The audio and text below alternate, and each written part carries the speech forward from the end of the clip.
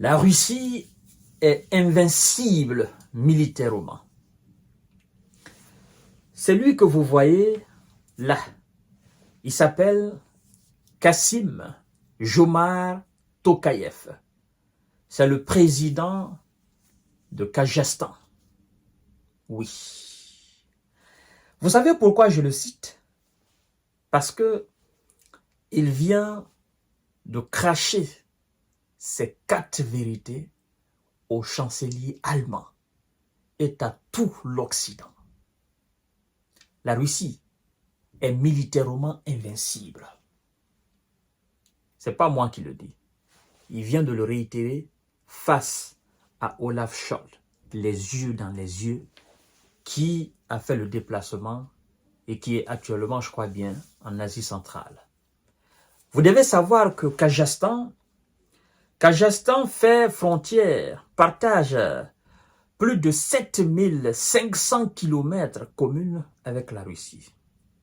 Kazakhstan, bien que allié de la Russie, mais diversifie aussi ses relations dans le domaine militaire et dans le domaine économique, notamment avec la Chine, mais aussi des pays occidentaux. Et Kazakhstan, c'est la puissance de, disons, de centra-asiatique. Kazakhstan est la puissance de l'Asie centrale. Et donc, M. Olaf Scholz, je crois bien, il le savait. Il savait que la Russie était invincible militairement. Et M. Vladimir Poutine a réitéré en 2022 à ses alliés en disant, s'il l'a oublié, je le réitère, la Russie est imbattable militairement. Nos adversaires doivent savoir qu'ils ne peuvent pas nous battre militairement sur le terrain. Poutine l'a dit. Moi, j'ai pensé à l'époque qu'il est en train de faire peur à ses adversaires. Mais moi qui ai appris l'histoire de ces grandes puissances, d'accord, la Russie, les États-Unis, l'Angleterre, le Royaume-Uni, la France, l'Allemagne nazie et tant d'autres aussi à travers le monde, par ces faits historiques, j'ai appris que cette puissance, elle était invincible militairement. Et donc, c'est une piqûre que M. Olaf Scholz vient de recevoir de son homologue. Est-ce qu'on peut être franc comme ça? C'est-à-dire, ça c'est une franchise, en fait, dissuasive. Vous savez, les gens qui sont très francs là, qui aiment, comme on aime dire chez nous en Côte d'Ivoire ou en Guinée ou au Mali, des gens qui sont bébés là, terre à terre. La plupart de ces gens, en fait, ils ont peu d'amis. On les fuit. Parce que eux, ils ne passent pas par mille choses pour... non. Eux, ils sont francs. Quand vous le faites, ils disent. Vous mentez, vous dites que vous avez menti. Vous avez ça, ils disent aux autres, oui, lui, il a ça. Vous êtes fort, il déclare, oui, il est fort. Vous êtes faible, il te dit, tu es faible. Tu fais un truc, il te dit, oui, c'est ça. D'accord? Ces gens-là, ils ont peu d'amis. Parce qu'on sait que c'est des gars, on ne peut pas mentir devant eux. On ne peut pas aussi les emballer, les enrouler dans une folie d'extrémisme politique. Non. Eux, ils sont directs. À l'image de ce président kazakh. La Russie est militairement invincible, assure le président kazakh à Olaf Scholz en visite en Asie centrale. Monsieur Olaf Scholz, pourquoi? Qu'est-ce que vous êtes parti chercher là-bas, en Asie centrale? Vous savez que là-bas, la plupart des pays sont alliés à la Russie. Ça, vous le savez pertinemment. Et vous savez qu'ils ne partageaient pas vos avis au sujet de l'Ukraine. Bien vrai que le peuple kazakh, nous apprendons, éprouve vraiment de la sympathie pour le peuple ukrainien. Je vous ai dit, nous sommes les mêmes peuples. Les peuples du monde, les différents peuples du monde, sincèrement soutiennent le peuple ukrainien. Parce qu'on sait que ce peuple-là est victime de quelque chose. Le peuple n'a pas voulu. Mais puisque ce sont les dirigeants qui ont induit le peuple dans cette histoire, qu'est-ce que vous voulez qu'on fasse? Sinon, si ça ne tenait qu'au peuple ukrainien, mesdames et messieurs, je vous assure que le peuple n'allait jamais accepter ça. Le peuple allait tout faire, n'est-ce pas, pour ne même pas que cette histoire-là éclore. Mais lorsque vous avez des dirigeants qui sont parfois, ou qui prennent parfois des décisions pour des intérêts, voilà, de par-ci ou par-là, ben, ça cause souvent des problèmes. Voilà. Donc, la Russie est militairement invincible, a assuré ce lundi le président du Kazakhstan, Kassym-Jomart Tokayev, au chancelier allemand Olaf Scholz lors de sa venue en Asie centrale, région effectivement où la plupart des pays sont alliés à la Russie.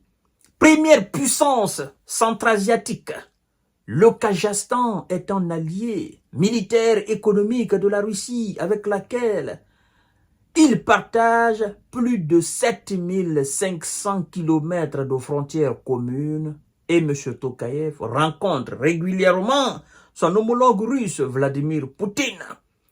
La coopération entre nos deux pays, dit le président, entre la Russie et Kazakhstan.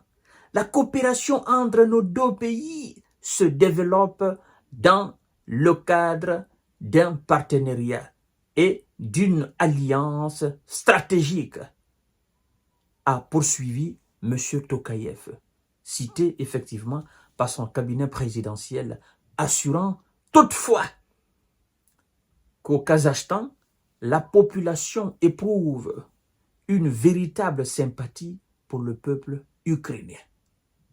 Voilà. Et ce n'est pas un allié aveugle.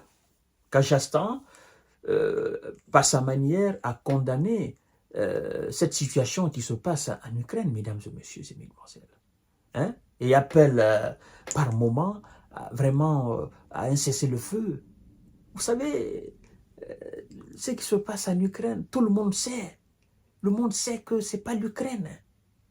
Le monde sait que ce sont des puissances étrangères qui sont derrière ça. Ça, le monde sait. Personne ne peut vous mentir sur ça. Nous avons tous les preuves de cela. Tenez, juste à travers les agissements, les soutiens de ces pays occidentaux. Mais vous vous dites, finalement, ce n'est pas l'Ukraine. Ce sont eux qui sont en train de faire la guerre là. Je vous informe, comme disait la fois dernière l'un des milliardaires américains, il a dit, ben, vous devez savoir qu'il n'y a pas d'alliance entre l'Ukraine et les États-Unis. Les États-Unis n'ont pas d'intérêt vital, n'est-ce pas, dans ce pays-là. Qu'est-ce qu'on va se casser la tête à faire de la guerre à la Russie? Dans ce pays, ben, écoutez, ce pays ne fait pas partie d'une organisation où les États-Unis sont partie prenante. Ne fait pas partie de l'Union européenne, ne fait pas partie de l'OTAN. Ce pays-là, c'est... Voilà, mais les gens savent.